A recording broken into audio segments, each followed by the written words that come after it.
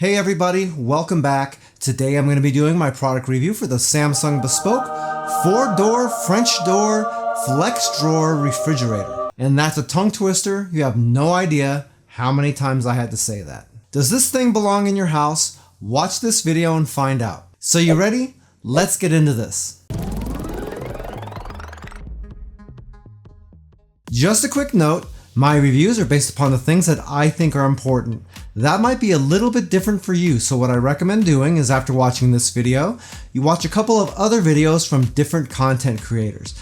That way you get a wider range of opinions and concerns which will help you make a much more informed buying decision, and that is the most important thing of all. This is a Samsung Bespoke refrigerator. You can see it looks a lot different than a lot of refrigerators, and that's because these panels can all be replaced. Samsung makes a variety of colors that are either glass, like these three up top here, or steel like my freezer drawer. So if you want particular colors to match up your kitchen, it's pretty easy to do that, and most of the other Bespoke appliances have that same option as well. The colors I went with were dark smoke glass on these top two, white glass on the flex drawer, and black stainless down here. If you get your refrigerator directly through Samsung, you can select all of your colors and it doesn't cost you anything extra. But if you get it from a regular retailer, you're either going to be stuck with the color they're selling it in, or they might even have an option to customize and change those colors out. The different colored panels don't really cost all that much, and they're really easy to install as well. They make this refrigerator in two different depths. They have counter depth, which is what I have here,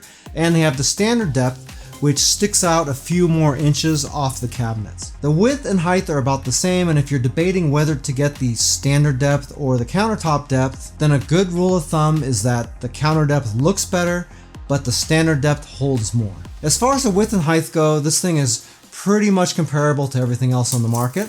The width on this refrigerator is 35 3/4. And the height is right at 70 inches. Keep in mind that the height on this can vary a little bit because you do have adjustable feet down on the bottom in order to level it. You can see that I have a pretty big gap between my refrigerator cabinets and the top of the fridge. For me, that's by design, and I have a filler piece that I just haven't put in there yet. If you have something like that, remember you want to get your fridge in there first, then you want to make sure it's level, and then you want to make measurements for your cover panel because it might not be exactly the same on both ends. You can see that this fridge doesn't have any handles on it. The way you open this fridge is you have pocket handles up top here, and also down underneath the doors right here and right here. My refrigerator has an option on it called the beverage center. And what that is that the outside portion of this door can open independently from the inside portion. The way that opens is right here you have the handle to open the entire door. You have a different handle that will pop open just the outer portion, just like this. The beverage center gives you the option to get anything from these top two areas from inside the refrigerator without having to open the entire door. And it also gives me access to an auto-filling pitcher right here. This holds 1400 milliliters of water, and it's fed through the water hookup on the back of the fridge. It also has a little basket up here that you can use if you want to infuse your water with anything. The way this works is if you drink some of the water from this pitcher, I'm going to pour some of it out so you can see. Okay, it's about halfway full. Now I can just put it back in the beverage center here, close the door, and it's gonna refill automatically for me.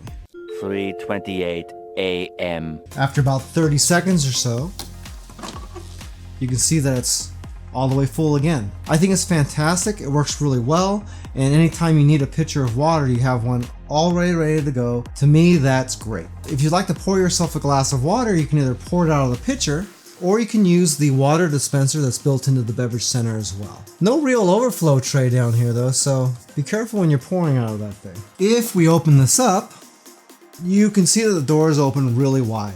Over here you can see the two compartments that I was able to pull from the outside of the fridge. You have a small tray right here, and this is the back of the water pitcher. So one thing to note is if you want to use that water pitcher, you have to get it from the outside of the refrigerator. You can't grab it from the inside.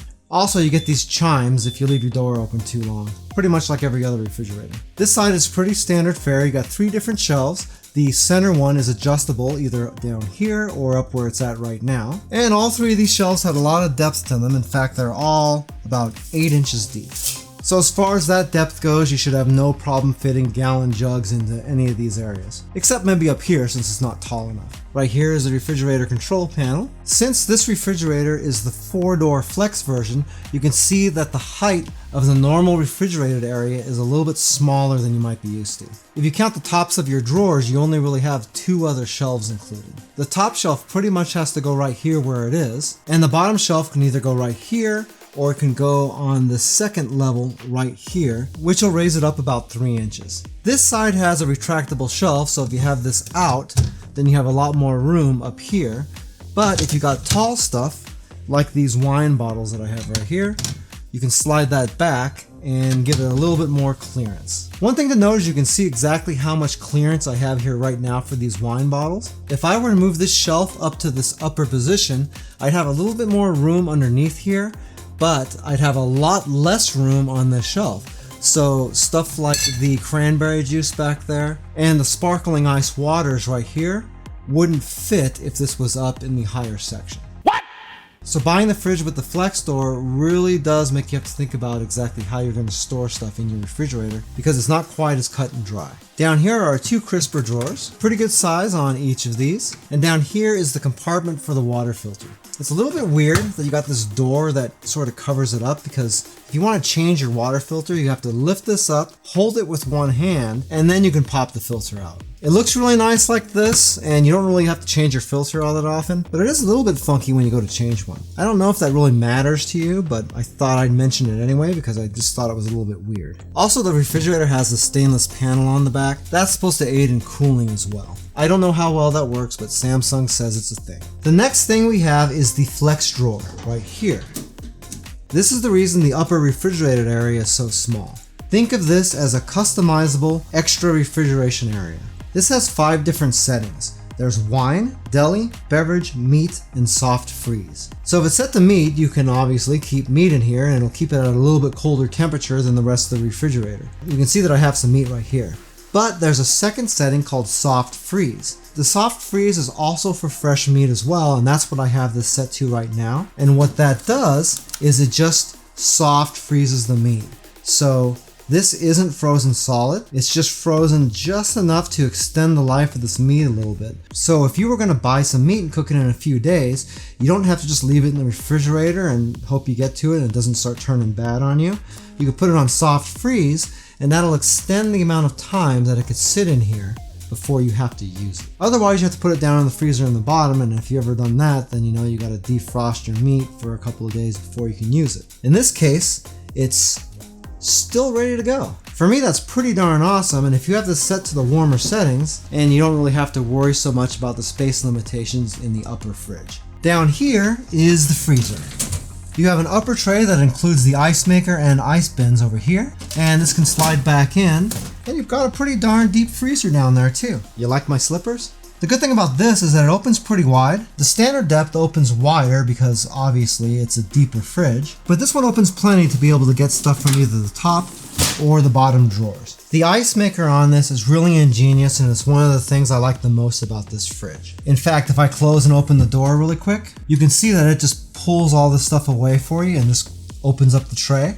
If you have the door open all the way, then it still keeps your ice covered so you don't drop anything into it, but it gives you access right away to your ice scooper right here. From here, all you gotta do is slide this back, and you have access to 2 different sizes of ice. You can even remove this ice tray if you want to. It's got a couple of handles right there for that. Here's the different size for the 2 different ice trays. So these are more of a standard size ice cube, and these are, I don't know, about 1/3 of the size. A couple of things about these ice trays. Number 1, the ice maker for the large ice cubes and the small ice cubes are independent, meaning you have 2 ice makers in this machine. So God forbid if one were to fail, you'd still have the other machine working. Now if your freezer goes down altogether, then obviously you're not going to get ice anyway, but it is nice that you kind of have a backup, and evidently the ice makers that they're using in this are pretty standard, inexpensive ice makers. So if you did need a replacement, it really wouldn't cost all that much to do it. Another thing about these is that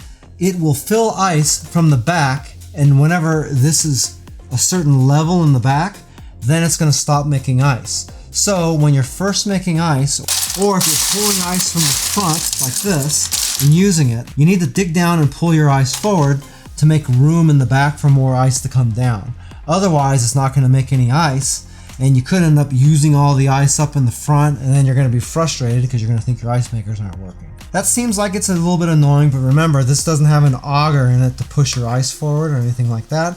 It's just sort of using gravity. I thought it was going to be annoying when I got this, and it turns out it's just not that big a deal. Hey, by the way, if this is your first time here and you want to learn some cool new recipes, get some great cooking tips and tricks and all sorts of other kitchen related things, then start now by subscribing to the channel and clicking the notification bell so you never miss a thing. Samsung has an app called SmartThings, and if you have a smart enabled bespoke refrigerator, you can put it right in here. You can see right in here that I have two different refrigerators showing in here. I've got the kitchen refrigerator and the studio refrigerator. If you have a door open and leave it open on accident, the app will show it. See, just like that, the studio refrigerator door is open, and there it's closed. If it were to stay open, it would start chiming like you saw before, and it will also give you a notification on your phone as well. So let's go into the studio refrigerator, which is the one we're talking about right now. And at the top, you can see three different areas for the flex zone, the fridge, and the freezer. If I scroll down a little bit, I can use a slider to change the temperature on the refrigerator. I can turn the power cool feature on and off, which will basically use a little bit more power to cool it down more quickly. You might want to use that if you have the doors open for an extended period of time because you're loading it up with a lot of stuff or whatever. Right below that is the on-off switch for the autofill pitcher. If you have that flipped off, guess what? The autofill pitcher doesn't autofill. If you buy one of these refrigerators, that autofill pitcher is defaulted off. That was a little bit annoying, and I kind of thought there was something wrong with the refrigerator at first until I installed the app. Down below that is the freezer setting, and go all the way from -8 up to 5 degrees for whatever reason. I always keep it right around -6 myself. Power freeze is the same thing as power cool. The power freeze and power cool are things that are on just about every refrigerator these days, and I really can't tell you the last time I actually used that. Next we have the flex zone. If I go in there, this is where we select how cold we want that to be. See, we've got the wine, the deli, the beverage, the meat, and the soft freeze. Along with each of those settings, you get a little explanation as to exactly what that's for and how it's good. Down at the bottom, you have on-off switches for the cubed ice, which is the big cubes, and the ice bites, which are the small cubes. Down at the bottom, you have a second tab. We're already on device control right now, which is what we've been doing for the last couple of minutes. Once you're in the service side, right away at the top, you're going to see that there's a food list and a shopping list. The food list doesn't auto-populate with a camera or anything like that, which if it did, I think that would be pretty darn cool.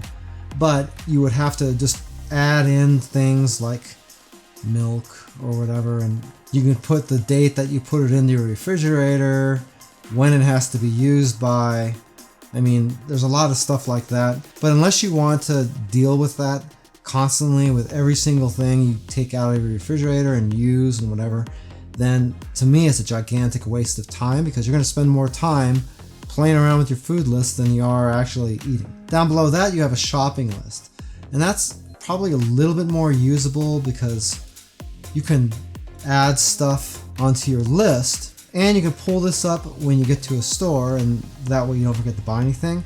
Or you can just hit this buy it now button down at the bottom, and it will auto purchase that and get it delivered to you through one of Samsung's partners. I've never really been one for a food delivery service like that, but if it floats your boat, maybe it might be something for you. But what I do know is that makes your groceries a lot more expensive, and these days, groceries are already too expensive to begin with, so for me, that's a hard pass. Down below that, we have the water filter information. It tells you what percentage is left estimated on the water filter in your fridge, and you can even buy a replacement filter right from here if it's starting to run low. One thing I've noticed on my other bespoke refrigerator is that on this one, you can see how it says next replacement after 168 days. That kind of changes a little bit, and it actually ends up extending that out a little bit too. So it's not necessarily a new filter every 180 days. It does make some adjustments on the fly for you as well. If you go into the water filter section, it'll pull up some device care, the same information about your water filter again, the number of times you've opened your refrigerator door, which Can be a little bit demoralizing if you're trying to lose weight. And also near the bottom you have a smart reorder button. If you were to use smart reorder, it would reorder filters for you automatically without asking you.